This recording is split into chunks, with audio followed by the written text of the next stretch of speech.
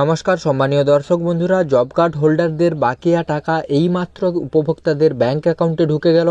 গতকাল ভিডিওর মাধ্যমে আপনাদের জানিয়েছিলাম যে জব কার্ডে যে সমস্ত উপভোক্তারা কাজ করেছিলেন, যারা 100 দিনের কাজ করেছিলেন, যাদের বাকিয়া প্রাপ্য টাকা পাননি, তাদের টাকা মুখ্যমন্ত্রী মমতা বন্দ্যোপাধ্যায় 26শে ফেব্রুয়ারি থেকে 1 মার্চের মধ্যে তাদের ব্যাংক অ্যাকাউন্টে ট্রান্সফার করবেন। এবং আজ 26শে এপ্রিল মুখ্যমন্ত্রী মমতা বন্দ্যোপাধ্যায় 100 দিনের কাজের বাকিয়া টাকা 2650 কোটি টাকা উপভোক্তাদের ব্যাংক অ্যাকাউন্টে ট্রান্সফার করলেন। প্রমাণসহ তথ্য আপনাদের দেব, কোন কোন জেলায় কতজন উপভোক্তাকে এই টাকা পাঠানো হলো, এবং প্রমাণ দেখাবো যে আজকেও একজন ব্যক্তির জব কার্ডের টাকা তার ব্যাংক অ্যাকাউন্টে ঢুকেছে। ভিডিওটি প্রথম থেকে শেষ পর্যন্ত দেখুন, আশা করছি ভিডিওটি আপনাদের কাজে আসবে। ভিডিওটি শুরু করার আগে প্রত্যেকবারের মতো এবারেও ছোট্ট একটি অনুরোধ, আপনি যদি এই চ্যানেলে নতুন দর্শক হয়ে থাকেন, চ্যানেলটিকে সাবস্ক্রাইব করে বেল নোটিফিকেশানটি অন রাখুন, যাতে পরবর্তী ভিডিওর নোটিফিকেশান সবার প্রথম আপনার কাছে পৌঁছে যায়। 100 দিনের বকেয়ায় 2650 কোটি ঘোষণা আগেই করেছিলেন মুখ্যমন্ত্রী। টাকা বরাদ্দের কথাও বলা হয়েছিল বাজেটে।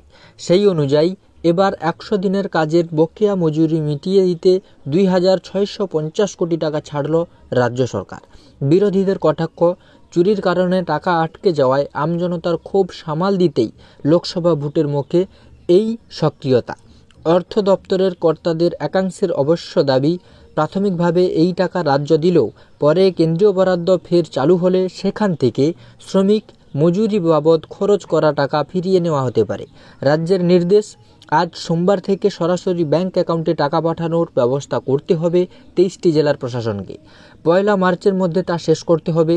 এই কাজ সেরে ফেলতে হবে গোর্খাল্যান্ড টেরিটোরিয়াল অ্যাডমিনিস্ট্রেশন জিটিকেও। এর জন্য পঞ্চায়েত দপ্তরে তৈরি করা তালিকা অনুযায়ী সব থেকে বেশি বরাদ্দ দক্ষিণ 24 পরগনার জন্য প্রায় 346 কোটি টাকা, দ্বিতীয় স্থানে পশ্চিম মেদিনীপুর প্রায় 281 কোটি টাকা, অন্যান্য বড় জেলার মধ্যে পূর্ব মেদিনীপুর 190 কোটি, উত্তর 24 পরগনা 126 কোটি, মুর্শিদাবাদ 111 কোটি, মালদহ 149 কোটি, হুগলি 82 কোটি, বীরভূমের 136 কোটি টাকা দক্ষিণ 24 পরগনার থেকে বেশ কম। এই প্রসঙ্গে তৃণমূলের সর্বভারতীয় সাধারণ সম্পাদক অভিষেক বন্দ্যোপাধ্যায় বলেন, রাজ্য 100 দিনের কাজের টাকা দেওয়ার কথা ঘোষণা করেছে। কেন্দ্রের কাছে সব মিলিয়ে 1.60 লক্ষ কোটি টাকা পাওনা গায়ের জোরে আটকে রেখেছে। তার দাবি, প্রথমে মনে করা হয়েছিল 100 দিনে বঞ্চিতদের সংখ্যা 21 লক্ষ, কিন্তু রাজ্য জুড়ে দলের সহায়তা শিবির থেকে পাওয়া তথ্যে দেখা যাচ্ছে প্রায় 59 লক্ষ। তো বন্ধুরা, আপনারা বুঝতে পারলেন যে 26শে ফেব্রুয়ারি থেকে 1 মার্চের মধ্যে উপভোক্তাদের ব্যাংক অ্যাকাউন্টে 100 দিনের কাজের বাকিয়া টাকা তাদের ব্যাংক অ্যাকাউন্টে দিতে হবে, এবং ইতিমধ্যে সেই টাকা দেওয়াও শুরু হয়ে গেছে। কোন কোন জেলায় কত কোটি টাকা দেওয়া হবে সেটাও ভিডিওর মাধ্যমে আপনাদের জানিয়ে দিলাম।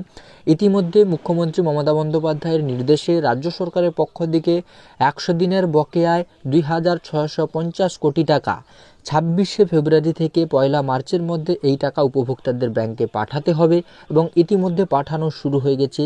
কোন কোন জেলায় কত কোটি টাকা দেওয়া হবে অবশ্যই ভিডিওর মাধ্যমে আপনাদের জানিয়ে দিলাম।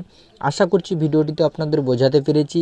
ভিডিওটি যদি আপনাদের কাজে এসে থাকে অবশ্যই ভিডিওতে একটি লাইক করে চ্যানেলটিকে সাবস্ক্রাইব করে নোটিফিকেশান বেলটি অন রাখুন, যাতে পরবর্তী ভিডিওর নোটিফিকেশান সবার প্রথম আপনার কাছে পৌঁছে যায়। আর আপনি কোন জেলা থেকে ভিডিওটি দেখছেন অবশ্যই কমেন্ট বক্সে কমেন্ট করতে ভুলবেন না।